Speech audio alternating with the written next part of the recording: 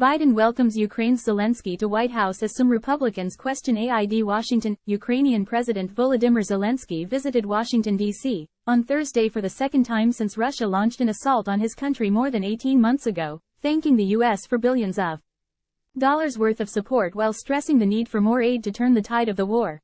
As Zelenskyy visited, the Biden administration announced hundreds of millions of dollars in additional security aid for the country, including for air defense munitions, as winter approaches.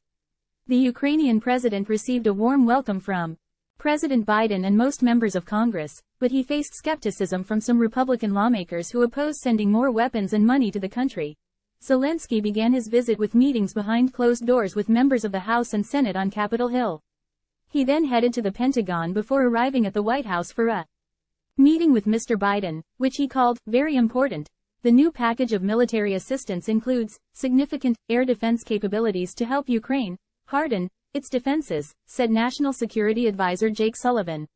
Specifically, the additional security assistance will provide $128 million worth of arms and equipment from Pentagon stocks, and $197 million in arms and equipment under previously directed drawdowns, according to the State Department. But Ukraine will need even more, and Zelenskyy had the opportunity to make his case in person. In the Oval Office, Mr. Biden told Zelenskyy the people of Ukraine have shown enormous bravery, and inspired the world. Zelenskyy, speaking in English, said he had frank and constructive conversations with members of Congress, and said he looks forward to discussing military support from the U.S., with a special emphasis on air defense. Zelenskyy emphasized his gratitude to the U.S. for its past and continued assistance. Time equals 400 ms. greater than. I met with U.S. Senate Majority Leader at Schumer, U.S. Senate Republican Leader at Leader McConnell, and U.S. Senators, Zelenskyy said in a tweet Thursday afternoon.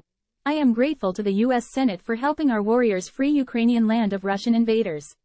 Support for Ukraine means strengthening NATO's eastern flank. We discussed the battlefield situation and priority defense needs, such as air defense. I hope that the U.S. Congress will continue to take important decisions to provide financial assistance to Ukraine. Oversight, transparency, and accountability for all the aid is absolutely important and imperative. We also discussed the peace formula, global coalition and its support, and Ukraine's post-war recovery.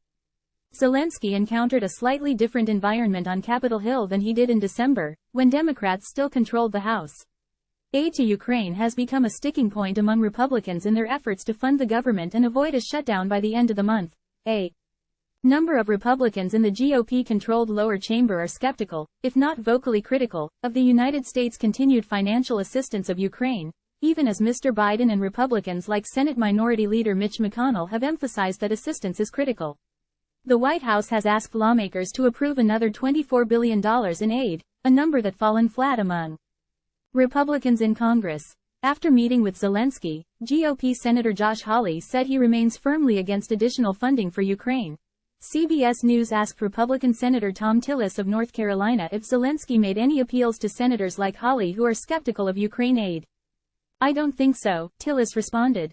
And quite honestly, I don't believe you can convince Josh Hawley to change his opinion. So why waste the time? Go focus on the vast majority of the members out there to support it.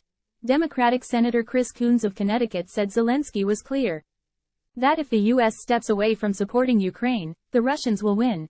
In the White House briefing room, Sullivan downplayed fraying support from some Republicans, saying he thinks bipartisan support for Ukraine will continue to remain strong.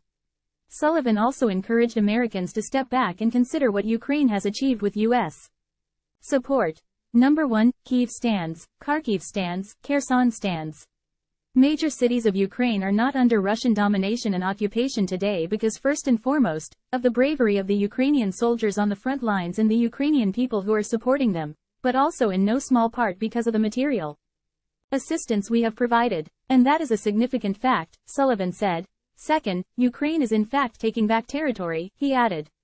It is doing so methodically, step by step, and the weapons that we have provided have allowed them to occupy more territory in the last 3 months than the Russians were able to take in 8 months over the course of its fall and winter offensive last year.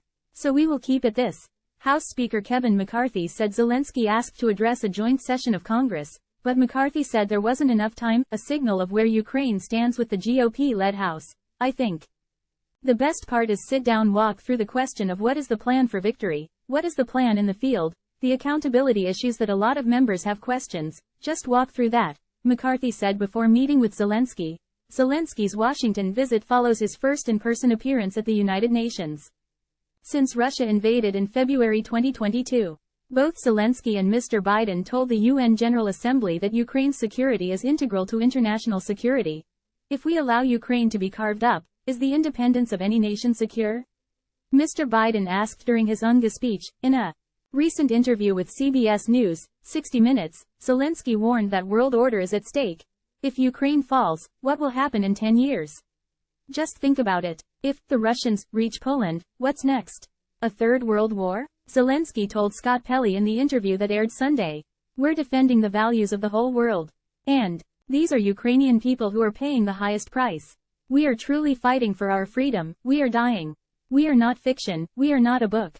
We are fighting for real with a nuclear state that threatens to destroy the world.